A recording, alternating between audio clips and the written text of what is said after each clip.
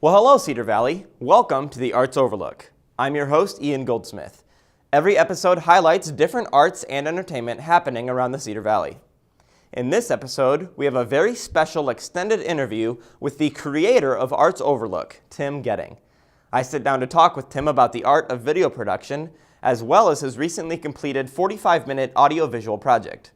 We also have some fun looking back at the early days of Arts Overlook and more. Before we get into the interview with Tim, we're going to take a look at an upcoming music festival happening on College Hill. All of this and more starts now on the Arts Overlook. The arts are thriving in the Cedar Valley. In fact, they're everywhere. But if you don't know where to look, you could miss it. This is your local arts perspective.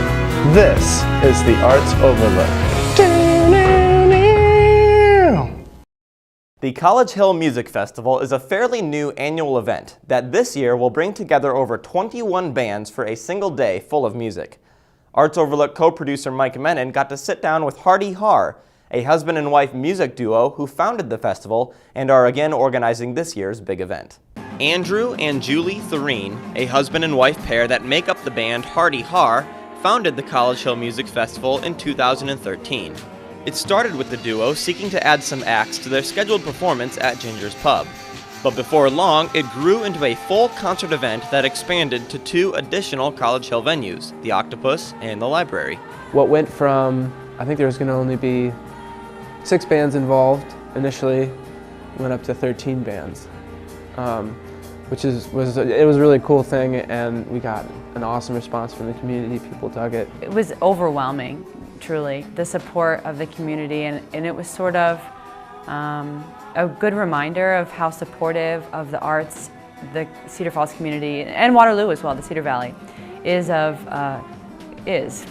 So going out, and because it's on College Hill, you can walk out, and it was so nice last year. It was so nice, and just like feeling the electricity between people, something I'd never seen happen before. It was very exciting. It was less about a bar crawl and drinking than it was about experiencing as much music as you can, which is what it's going to be about this year as well. All bands and musicians that play at the College Hill Music Festival are independent music artists. This year's acts span a wide, eclectic range of musical genres. The festival puts a lot of emphasis on supporting local musicians. More than half the bands have to be from the area. We want this festival to be about Cedar Valley music. And to highlight the bands in Cedar Falls, Waterloo is important to us. In addition to the local acts, the festival brings in regional and national bands as well. Basically, the idea is to bring in something to pair with the talent in Cedar Valley that people otherwise wouldn't hear or that otherwise wouldn't come to the area. And we really want to encourage people to go to see the out-of-town bands as much as the local bands, because in building an art scene, in a music scene specifically, the more touring acts that we can bring here to Cedar Falls and say, look, the audience here wants you, we appreciate you, we want you back, the better our music scene will become, and it will just grow from there. The only problem that you might have with this festival? Having too much variety of music to choose from. We try to schedule it so that it is humanly possible for somebody who purchases a pass to see every band. They might not be able to see a full set of every band, but we try to line it up so that people have the option of catching parts of each band at each venue if they want to. The College Hill Music Festival will be taking place this Saturday, May 3rd. Tickets are available at cedarfallsmusic.com. When purchasing the tickets in advance on the website, you can pick them up at Sidecar Coffee Shop. You can also get passes on the night of the event. Also, if you would like to attend the festival free of charge, you can sign up to be a volunteer. Be sure to visit the College Hill Music Festival Facebook page by searching the College Hill Music Festival on Facebook. Don't miss this one-of-a-kind night of music and entertainment. Welcome back to the Arts Overlook. Today we have a very, very special guest. He is a video artist. He actually used to work here at Cedar Falls Community TV, and he started this very show, Arts Overlook, and he's also a very close friend of mine. So please welcome Mr. Tim Getting. Tim, it is so great to have you here on the show. Well, it feels today. good to be back, Yeah? man. I usually sit in that chair, so it's kind of strange. It's a weird, I almost Yeah. need to switch or anything? I kind of feel like I should switch, and you can be a high school athlete, and I can ask you what your goals are for the season. Yeah. Well, my goals are, we'll get to that. Okay. So in case anybody watching has never seen you back in the glory days when you started Arts Overlook, can you tell us a little bit just about who you are, where you came from? Sure. How you got to this seat today? Yeah, I worked for Cedar Falls Cable Television back in the day being like 2011 to 2012, 2013-ish. Mm-hmm. And I did sports talk with the man, the myth, the legend, Owen Sebring. If you know your sports talk, you got to know Owen Sebring. Oh, He's an icon of that show. Mm-hmm. But I did that, and it was a lot of fun, and I did a little city news here and there. Mm-hmm. Great show, by the way. Mm-hmm. And I just figured, we got the news, we got the sports. How about kind of the more, feature, arts, entertainment side of news? Totes. So I just decided to pitch a show to Denny Bowman and Kirk Eastman. Bosses at the time. Denny's still here. He's doing really well. Hear good things about him. They thought that was a great idea. So we started the Arts Overlook, and we just would feature, local artists, musicians.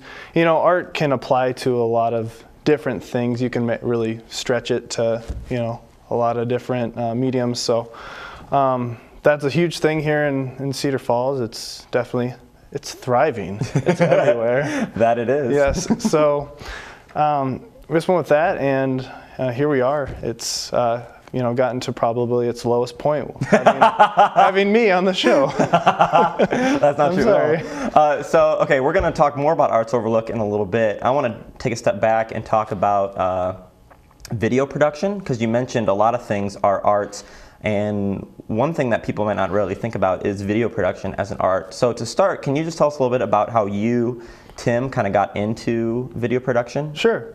Oh, I never really considered video production art when I started. In high school, I thought I wanted to be like a sports broadcaster. Sure. And I went to the University of Northern Iowa and was like, all right, this is gonna be a great place. I can, get some experience doing on-air sports broadcasting. And throughout my time at UNI, I discovered that's probably the only thing in video production that I didn't want to do. Okay. I discovered there's a lot of other facets to electronic media. That's the name of the major at UNI. And I decided, I don't really want to be on camera that much, even though, I did it for Arts Overlook and sports talk and stuff, which was all fine. But sorry to put you through this today. Yeah. I'm so actually camera shy. extremely nervous right now. Yeah. You can't see. I can tell. Yeah. Your feet are I'm just quivering. So decided, camera work, sort of behind the scenes stuff was sort of more my style, and I could find more of my creative side through that. Sure. And but I still did a lot of sports and newsy things, and never really branched out until later in my college career when I remember having a conversation with somebody, and that person was an art major.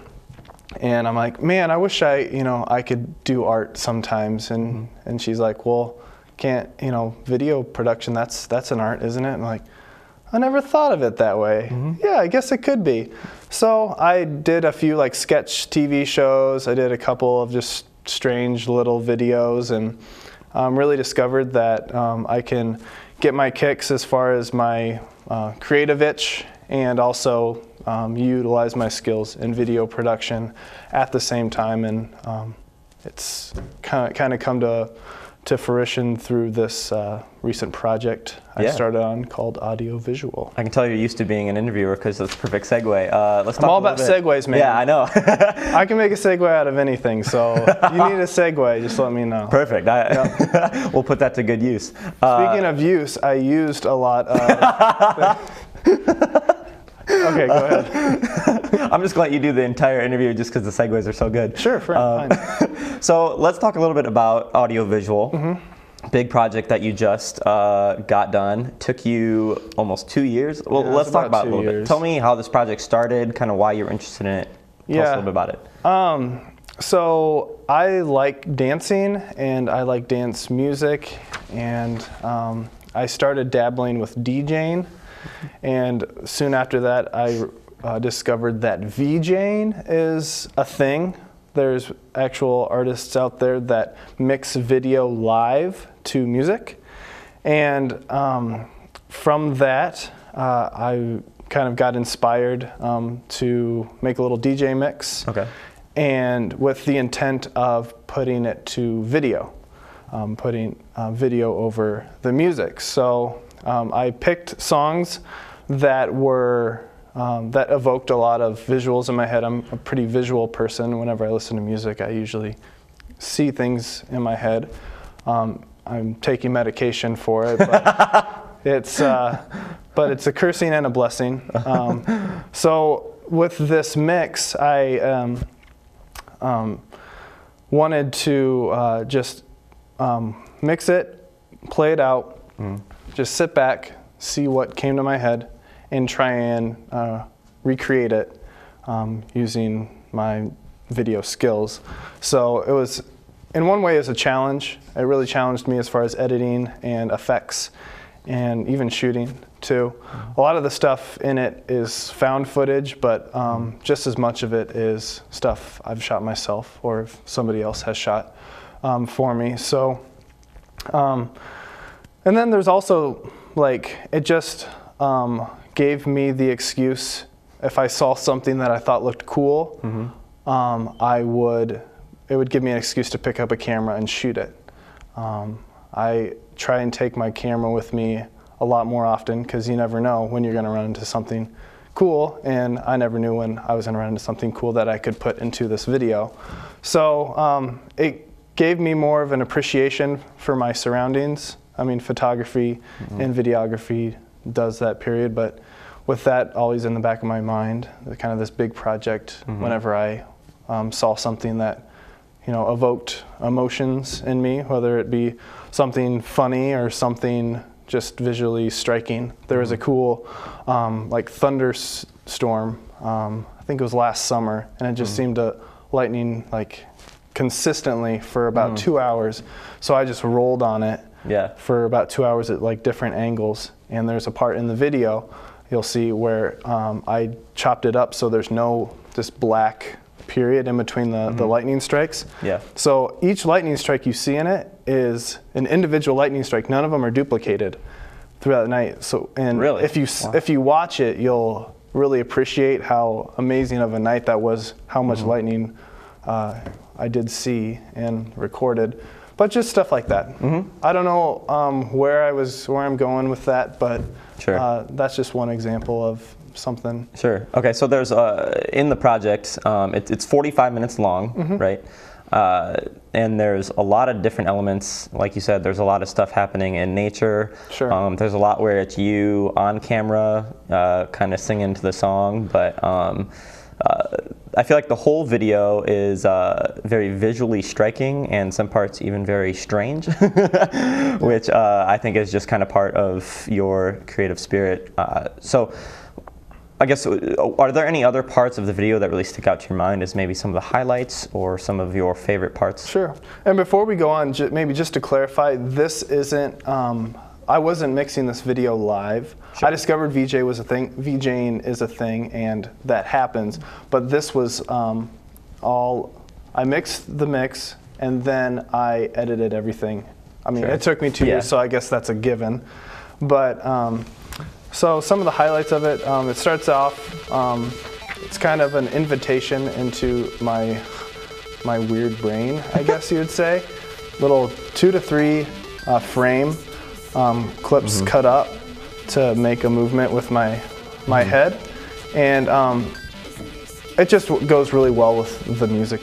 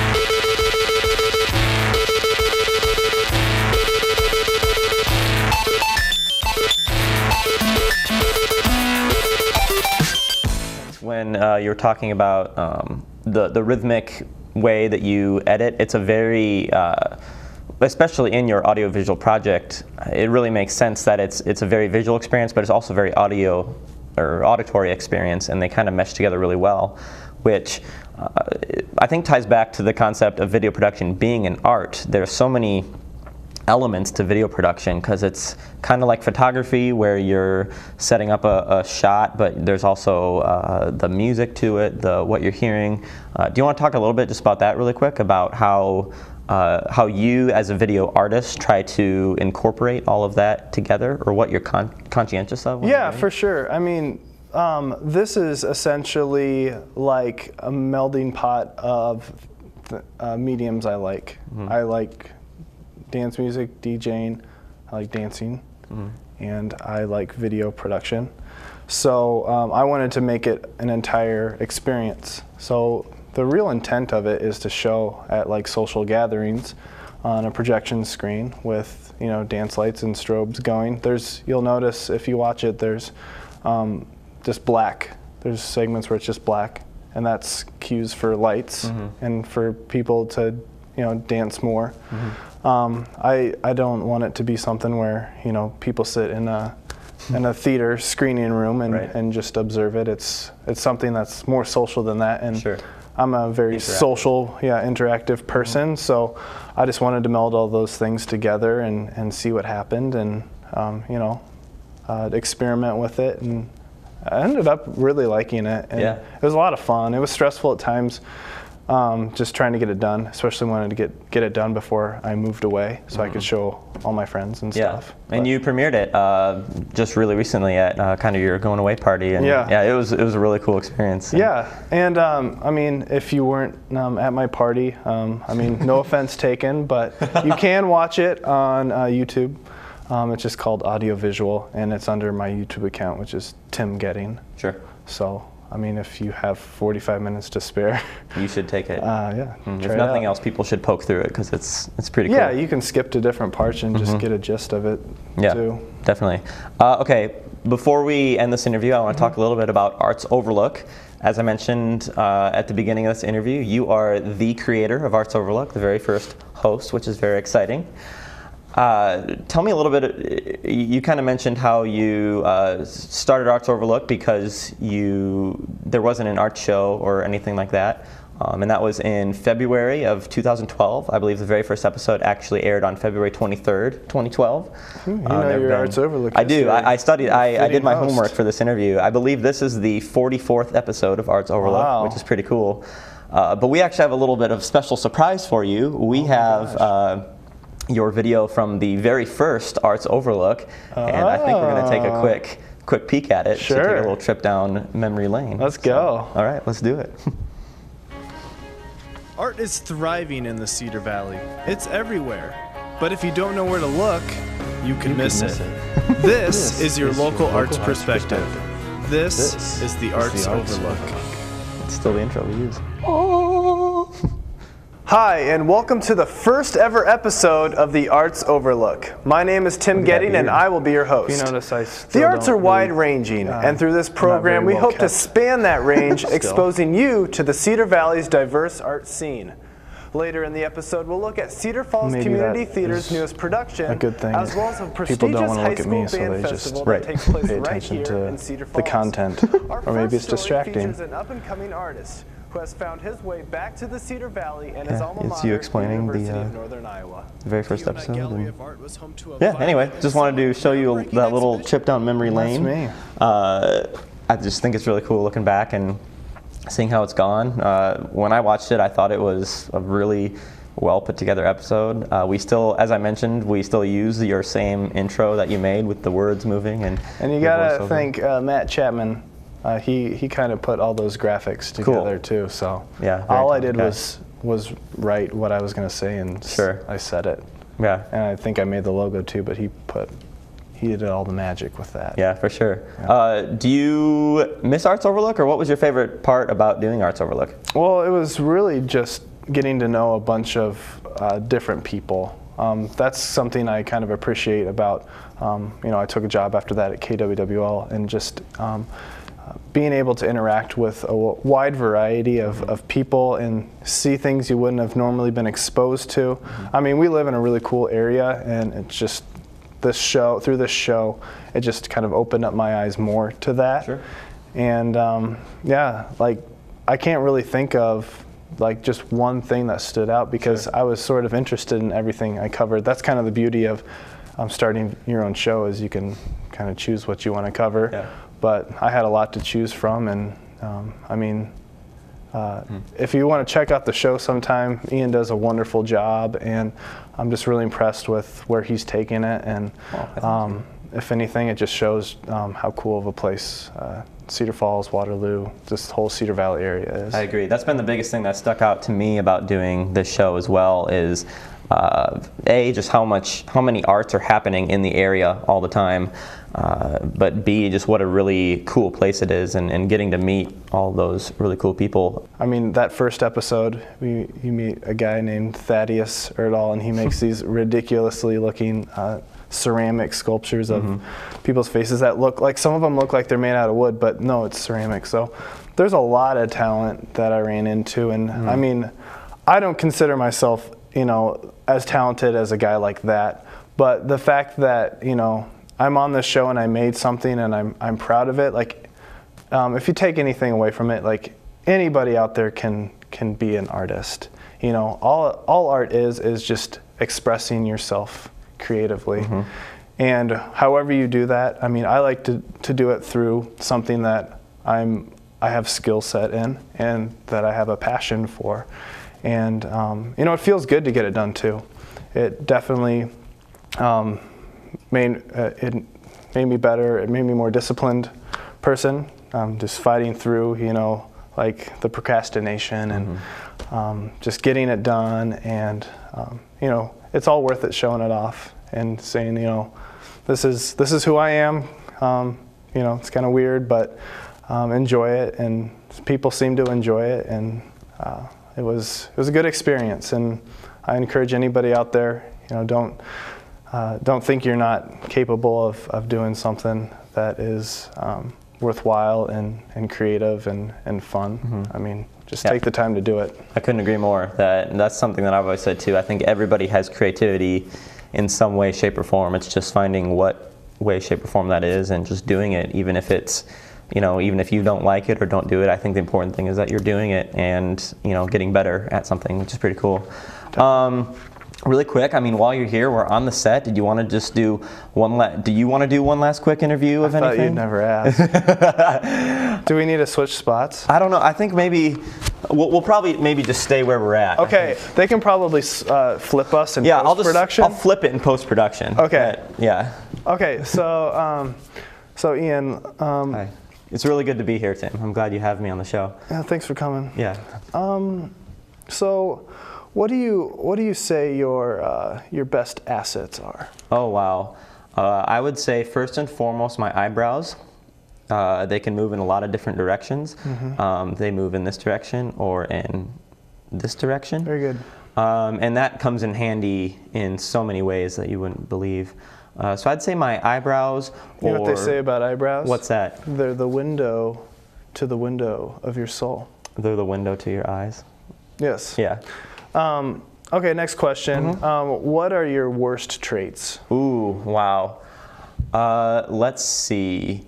I really like chocolate milk, and because I like chocolate milk so much, there are times where I'll drink an entire glass in about 6 seconds, and then my tummy hurts, and that really slows me down physically. You know, when I'm trying to run away from animals or something, it can be really hard to keep moving. And so I would say my love of chocolate milk is both a strength and a weakness. Did you say you run after animals? Is that what I heard? Usually run away from animals. Away from animals, okay. Yeah.